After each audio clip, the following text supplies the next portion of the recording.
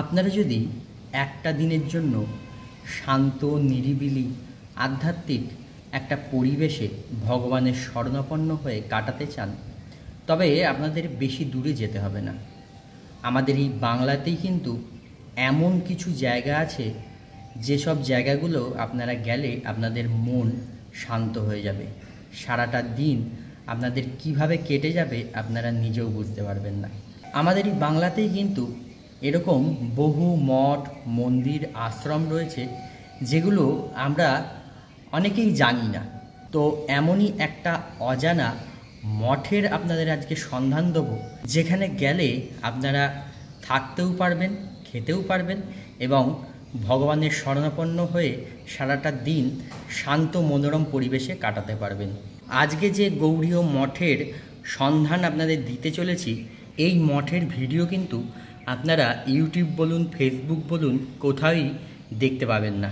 ইউটিউবে এই প্রথম থাকছে এই মঠের সম্পূর্ণ তথ্যসহ ভিডিও।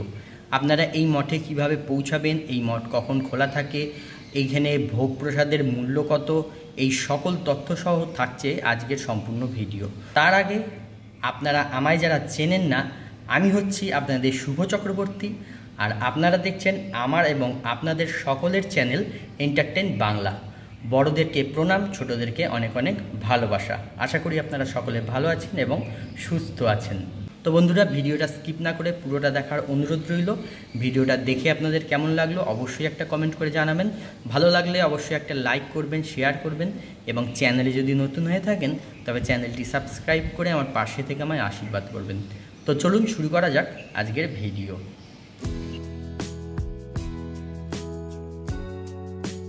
আজকের গন্তব্যস্থলে যাওয়ার জন্য আপনাদের চলে আসতে হবে বেথুয়া ডহরি স্টেশনে।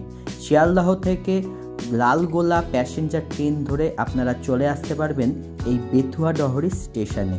স্টেশনের 1 নম্বর প্ল্যাটফর্মের দিক থেকে বাইরে বেরিয়ে সামনেই আপনারা পেয়ে যাবেন টোটো স্ট্যান্ড।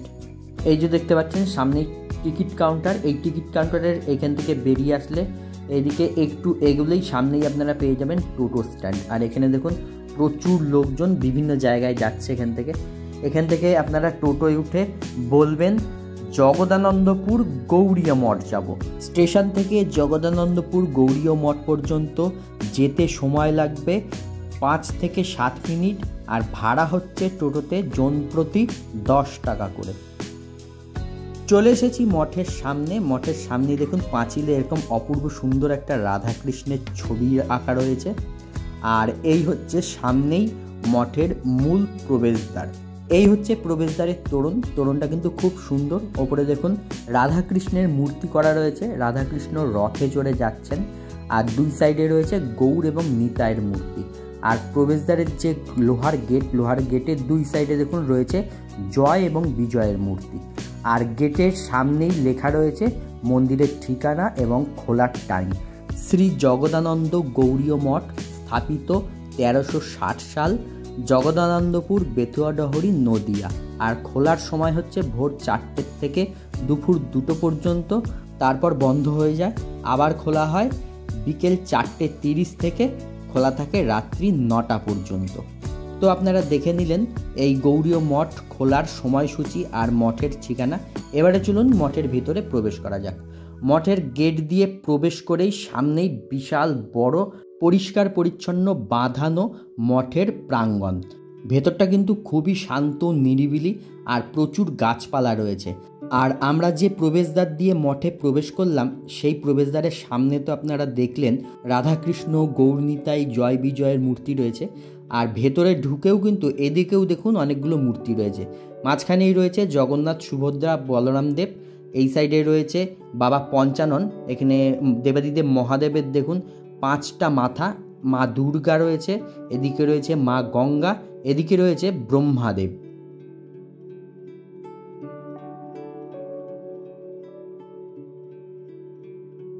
আর নিচের দিকেও দেখুন রয়েছে, এদিকে রয়েছে গরুর দেব, আর এই সাইডে রয়েছে বজরংবলী।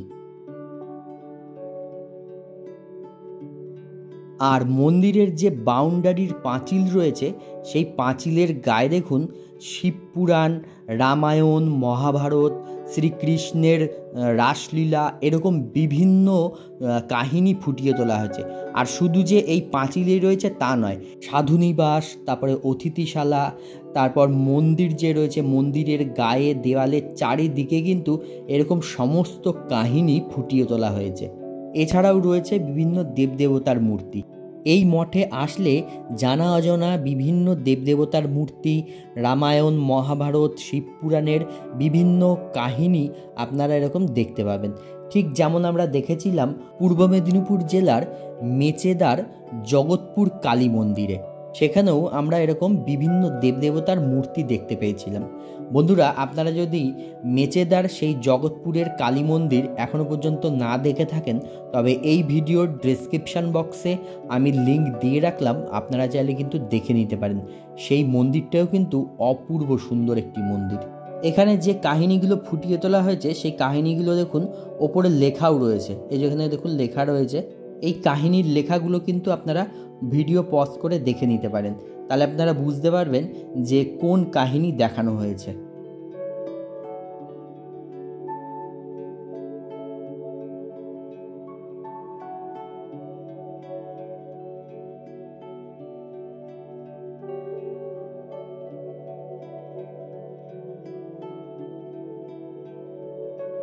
এখানে দেখুন একটা ছোট্ট শিব মন্দির রয়েছে, আর মন্দিরের ভেতরে দেবাদিদেব মহাদেবের একটা ছবি রয়েছে দেওয়ালে, আর রয়েছে একটি কালো পাথরের শিবলিঙ্গ।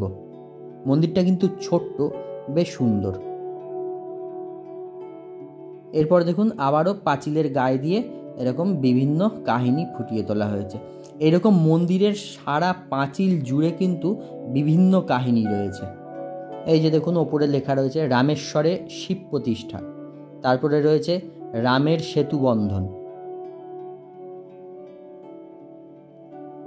এখানে রয়েছে আবার মা কালীর মূর্তি। এরকম বিভিন্ন ধরনের মূর্তি কাহিনী সারা পাঁচিল জুড়েই রয়েছে। মন্দির প্রাঙ্গণে দেখুন এখানে একটি রথ রাখা রয়েছে। রথটা ছোট্ট, তবে এখানে কিন্তু রথেরও উৎসব পালন করা হয়। আর এখানে লেখা রয়েছে দেখুন গৌড়ীয় মঠ বেথুয়া ডহরি। এই হচ্ছে মঠের মূল মন্দির। গৌড়ীয় মঠের চূড়াগুলো কিন্তু সব জায়গাতেই একই হয়। আমি যে কটা গৌড়ীয় মঠে গেছি, গৌড়ীয় মঠের চূড়া মাত্রই কিন্তু চূড়াগুলো এইরকমই হয়। মন্দিরটা দেখতে একটু অসুবিধা হচ্ছে, কারণ হচ্ছে এই মন্দিরে কিছুদিন আগেই একটা অনুষ্ঠান ছিল, সেই কারণে দেখুন এখানে বাঁশ দিয়ে প্যান্ডেল করা রয়েছে, ওই জন্যে ক্লিয়ার আসছে না মন্দিরটা, একটু দেখতে অসুবিধা হচ্ছে। তাও আপনাদের যতটা পারছি আমি দেখানোর চেষ্টা করছি। মন্দিরের পাশেই এই যে হলুদ রঙের বিল্ডিংটি দেখছেন, এইটি হচ্ছে সাধুনিবাস এবং অতিথিশালা। মূল মন্দিরের সামনেই দেখুন রয়েছে দুদিকে দুটো তুলসী মঞ্চ, আর মন্দিরের সামনে দেখুন এখানে শ্রীকৃষ্ণের দোল খেলার একটা কাহিনী রয়েছে, আর এদিকে রয়েছে শ্রীকৃষ্ণ বজ্রায় করে নৌকা বিহার করছেন সেরকম একটা দৃশ্য। মন্দিরের যে মূল গর্ভগৃহের সামনেই দেখুন একটাই নাট মন্দির রয়েছে, আর নাট মন্দিরটা পুরো শ্বেত পাথর দিয়ে খুব সুন্দর করে বাঁধানো। গর্ভগৃহে এখন পর্দা দেওয়া রয়েছে, কারণ ভগবানকে ভোগ নিবেদন করা হয়েছে।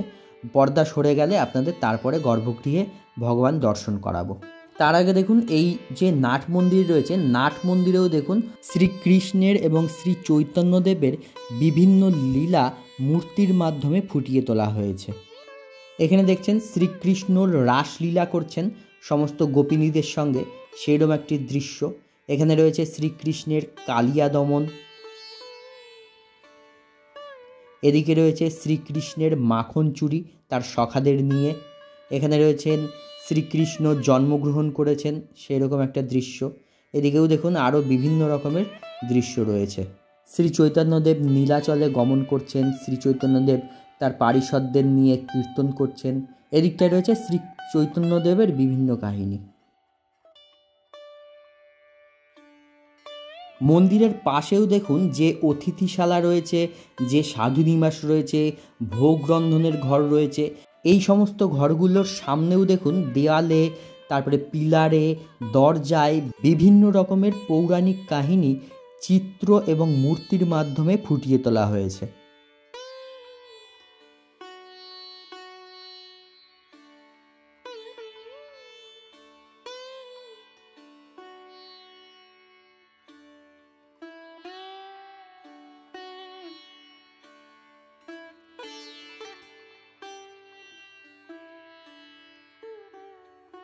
এইখানে দেখুন রয়েছে শ্রী বিষ্ণুর 10 অবতারের মূর্তি।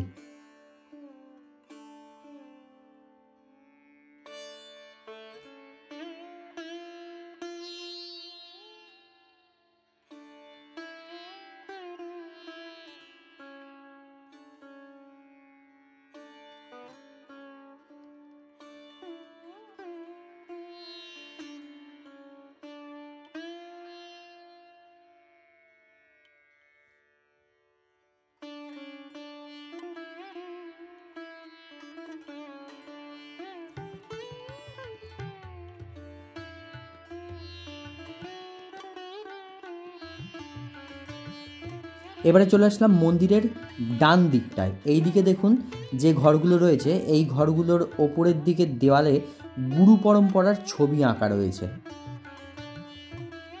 এইখানটায় দেখুন একটা ছবি রয়েছে রাবণ বধ, আর এই যে গুরু পরম্পরার সব ছবি আঁকা রয়েছে এখানে।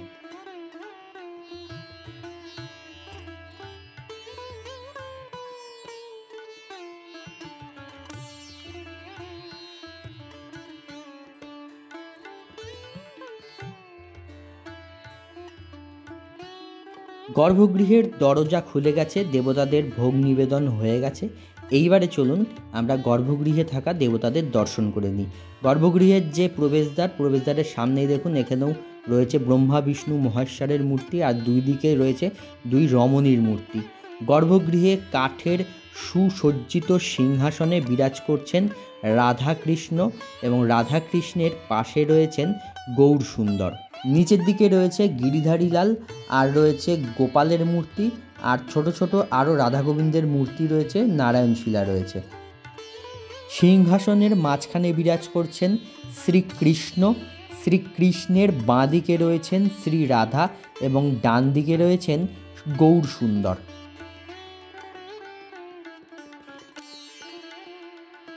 সিংহাসনের ডান দিকে দেখুন রয়েছেন জগন্নাথ দেব। এখানে কিন্তু জগন্নাথ দেব একাই বিরাজ করছেন।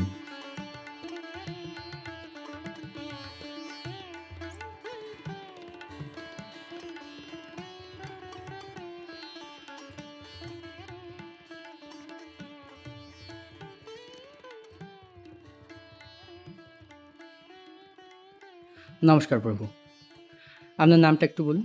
আমার নাম নরোত্তম দাস। আচ্ছা, আপনি কি এখানকার সেবাই? হ্যাঁ, আচ্ছা আচ্ছা, এখানে মন্দির কখন খোলা হয় একটু বলবেন? আমাদের মন্দির খোলার টাইম ভোর 4:30 আচ্ছা খোলা হয়। তারপরে সকাল 8টার দিকে অর্চন হয়, আবার 12টার সময় ভোগ হয়, আরতি হয়, শয়ন হয়, আবার বিকাল 5টার দিকে আবার ঠাকুর জাগ্রত করা হয়, ভোগ হয়, আবার ঠিক 7টা থেকে 8টা পর্যন্ত পাঠ কীর্তন হয়, এরপরে আরতি হয়। আচ্ছা আরতির পরে আবার ভোগ হয়, ভোগ হওয়ার পরে শয়ন হয়, আবার ভোর 4:30টায় আচ্ছা আরতি। আচ্ছা, এই যে গৌড়ীয় মঠ তো এটা, আচ্ছা এটা কি যে প্রতিষ্ঠা করেছেন মানে হ্যাঁ, তিনি যিনি মানে প্রতিষ্ঠা করেছেন উনি ভক্তি সারঙ্গ গোস্বামী মহারাজ, ওনার যে গুরুদেব ভক্তি সিদ্ধান্ত সরস্বতী গোস্বামী ঠাকুর প্রভুপাদ। আচ্ছা ভক্তি সিদ্ধান্ত সরস্বতী গোস্বামী ঠাকুর প্রভুপাদের কাছ থেকে আজকে ইস্কন গৌড়ীয়, এবং কি দেশে বিদেশে অনেক জায়গায় আমাদের গৌড়ীয় মঠ নাম আছে, ইস্কনের নাম রয়েছে। তার মধ্যে মায়াপুর আমাদের হেড অফিস।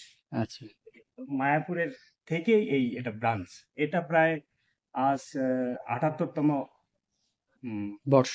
বর্ষ এটা চলছে, এবং কি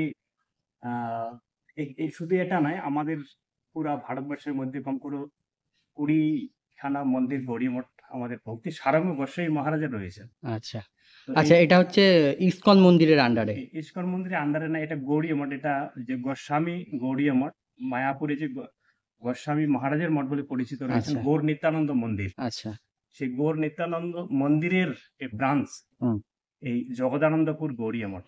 আচ্ছা আচ্ছা, এখানে তো প্রতিদিন ভোগ হয়? হ্যাঁ, প্রতিদিন ভোগ হয়, বিশেষ ভোগ দুপুরবেলা হয়। তো যদি কেউ প্রসাদ পাওয়ার ইচ্ছুক থাকে হয় একদিন আগে বলতে হবে, এবার সকাল 7টা থেকে 8টার মধ্যে বলতে হবে। আচ্ছা কারণ ভোগ রাগ আমাদের 9টার মধ্যে শুরু হয়ে যায়। আচ্ছা তারপরে ভোগের পরে 12টা 1টার মধ্যে আমরা সকলকে প্রসাদ দেওয়ার ব্যবস্থা। আচ্ছা, এখানে বসিয়ে খাওয়ার ব্যবস্থা হ্যাঁ, আছে? বসিয়ে পাওয়ার ব্যবস্থা রয়েছে, এবং কি কেউ যদি নিতেও চায় আচ্ছা। জায়গা নিয়ে আসলে আমরা তার মূল্য কত ভোগের? ওটা মূল্য সেমন কিছু নেই। সমান হয়তো এমন মানুষ আসলো, গরিব মানুষ, তারা হয়তো যে প্রভু একটু মাদুগুড়ি দেন, আমরা আচ্ছা। মাদুগুড়ি এমনিতেই দিই। আচ্ছা, আচ্ছা। মানে নির্ধারিত কোনো মূল্য নেই? নির্ধারিত মূল্য যদি আমাদের আইটেমের হিসাবে ৳১৫০, আচ্ছা, ৳১৮০, আচ্ছা, ৳২০০ কিংবা আচ্ছা, ৳১২০ আমাদের লোয়েস্ট। আচ্ছা, হ্যাঁ, এই হিসেবে আমরা প্রসাদ দিই। যে যেমন প্রসাদ দেয় সেই নেয় আরকি। সেই হিসেবে রেট হয়, সেই হিসেব অনুপাতে আমরা বসি। আচ্ছা। এখানে কি থাকার ব্যবস্থা আছে কোনো? থাকার ব্যবস্থা নেই, থাকার ব্যবস্থা এখন হয়নি। আচ্ছা, আচ্ছা, এমনি অন্নপ্রাশন হয়, আ আদ্য-শ্রাদ্ধ, আচ্ছা। আদার্স উপ উপ কি উপনয়ন। উপনয়ন, যেটা পৈতা হুম, ব্রাহ্মণ, হুম, হুম। এসব। বিয়ে হয়? না, বিয়ে হয় না। আমাদের ভক্ত মেয়ের ছেলেরা যদি আসে, আমাদের আচ্ছা, আচ্ছা, মঠের ভক্তরা, তাহলে আমরা এখানে ব্যবস্থা করে দিই। আচ্ছা। আচ্ছা, এখানে কি, কি অনুষ্ঠান হয়? আমাদের বিশেষ অনুষ্ঠান এই কয়েকদিনের মধ্যেই আসছে ঝুলন জন্মাষ্টমী। হুম, ঝুলন জন্মাষ্টমী আমাদের বিশেষ অনুষ্ঠান। তারপরে হয়তো অগ্রহায়ণ মাসের দিকে, কার্তিকের পরে ভাগবত সপ্তাহ হয়, আচ্ছা, এবং কি তারপরে দোল উৎসব খুব বড় করে হয়। তারপরে এবার নতুন রথ করা হয়েছে, রথ উৎসব খুব বড় হয়। আচ্ছা। আচ্ছা, এখানে কি জগন্নাথ দেব একাই রথে চড়েন? হ্যাঁ, জগন্নাথ দেব আসার প্রায় মোটামুটি ২৪-২৫ বছর হচ্ছে। আচ্ছা, এই যে জগন্নাথ রয়েছেন, এই স্বয়ং মানে পুরীধাম থেকে আনা হয়েছে। আচ্ছা, আচ্ছা। আচ্ছা, ভোগ প্রসাদের জন্য যদি কেউ আগের থেকে আপনাদের সঙ্গে যোগাযোগ করতে চান, তার জন্য যদি একটা নাম্বার দেন? হ্যাঁ, আমাদের সাথে যোগাযোগের নাম্বার 9051737621। আচ্ছা, ঠিক আছে? আচ্ছা। হরে কৃষ্ণ। হরে কৃষ্ণ। তো বন্ধুরা, শুনে নিলেন এই গৌড়ীয় মঠে ভোগ প্রসাদের মূল্য কত, আপনারা এখানে কিভাবে ভোগ প্রসাদ পাবেন। তো এই অপূর্ব সুন্দর গৌড়ীয় মঠটি আপনাদের কেমন লাগলো অবশ্যই কমেন্ট করে জানাবেন। তো আজকের মতন ভিডিওটা এখানেই শেষ করছি। দেখা হচ্ছে পরবর্তী নতুন কোনো ভিডিওয়ে। সবাই ভালো থাকবেন, সুস্থ থাকবেন, সাবধানে থাকবেন।